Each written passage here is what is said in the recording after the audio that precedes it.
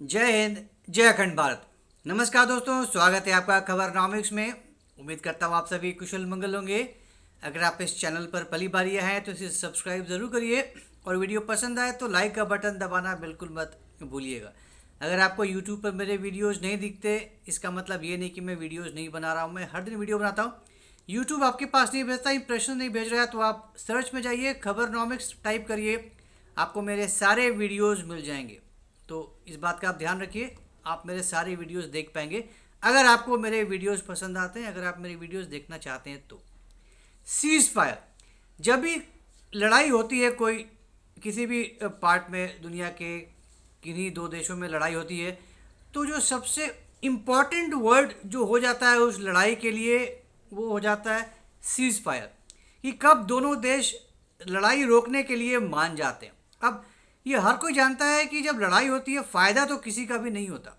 अगर कोई देश जीत गया फिर तो खैर जीत हो गई तो फ़ायदा ही है, यही सोचते हैं। लेकिन ये हम भूल जाते हैं कि उस जीत के बाद जो खुशी मनाएंगे उससे पहले जो बर्बादियां हुई हैं, जिस तरीके से दोनों देश बर्बाद होते हैं, जिस लेवल की बर्बादी होती है दोनों देशों में, वो हद से ज़्यादा होती है। हमें ये डिस्कस करने वाली बात नहीं है। रूस और यूक्रेन वॉर में 3 साल से ज़्यादा हो गया लड़ाई ये होते हुए। दो यूक्रेन तो खैर स्वाहा ही हो गया है, बिल्कुल बराबर हो गया है, इट्स रूइंड।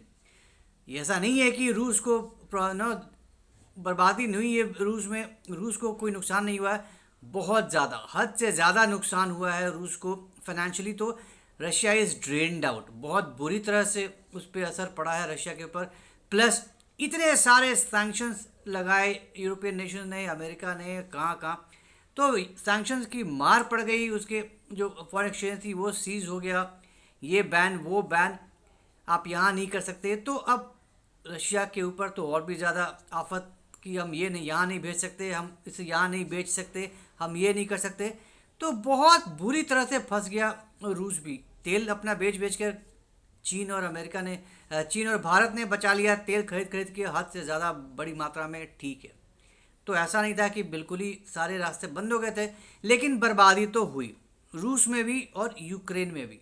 लेकिन जिस चीज़ की सबसे ज़्यादा उम्मीद थी वो था सीज फायर। डिस्कशन भी हुआ रियाद में, अमेरिका और रूस मिले वहाँ पे रियाद में, डिस्कशन भी हुआ, उम्मीद थी। यूक्रेन तो मान गया था कि 30 दिन का जो ऑफर किया गया था टेम्प्रेरी सीज फायर 30 डेज के लिए, यूक्रेन तो मान गया था कि ठीक है मैं तैयार हूँ। रशिया को भी मानना ज़रूरी है। अब जो खबर निकल कर आई है, बहुत बड़ी खबर निकल कर आई है, और ये है कि रशिया भी अब ने हाँ कर दी है इस सीज फायर के लिए। तो Russia has formally agreed for this cease fire.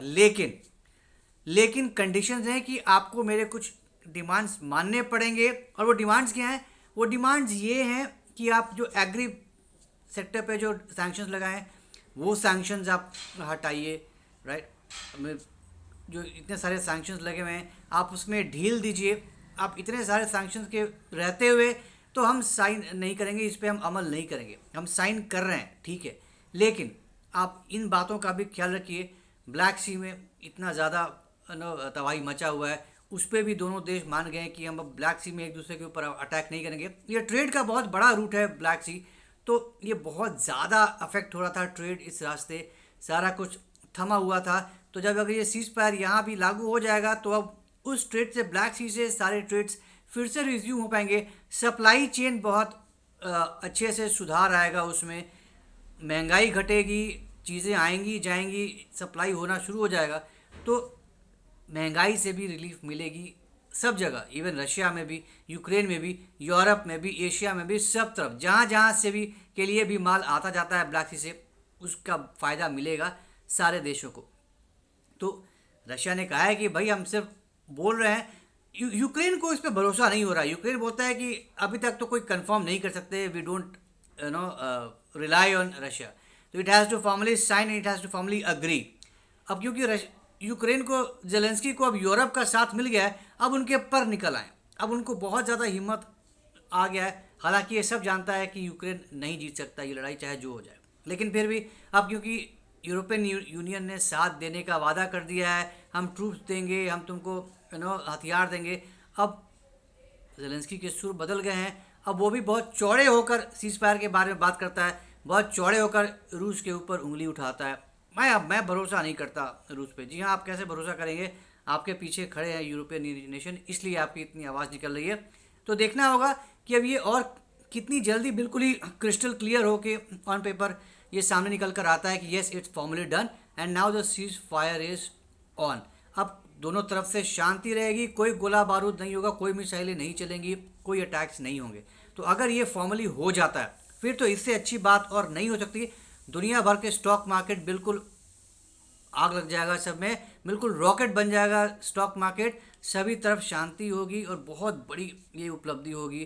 Trump का इसमें बिल्कुल ही सातवें आसमान पर पहुंच जाएंगे ट्रंप, अगर ये लागू हो जाता है, क्योंकि सारा एफर्ट ट्रंप का ही था, उनका ही इनिशिएटिव था और वो बिल्कुल झंडा गाड़ कर खड़े हो गए थे कि ये युद्ध तो रुकना ही रुकना है, there is no other way.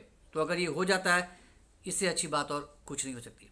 तो ये थी एक सीज फायर के बारे में लेटेस्ट जानकारी जो अभी अभी खबर निकल कर आई है। उम्मीद करता हूँ आपको ये जानकारी पसंद आई होगी। तो अगर ये कंटेंट पसंद आया तो हमारे इस वीडियो को लाइक करिए, शेयर करिए और हमारे चैनल को सब्सक्राइब जरूर करिए, बेल आइकन भी ज़रूर दबा दीजिएगा।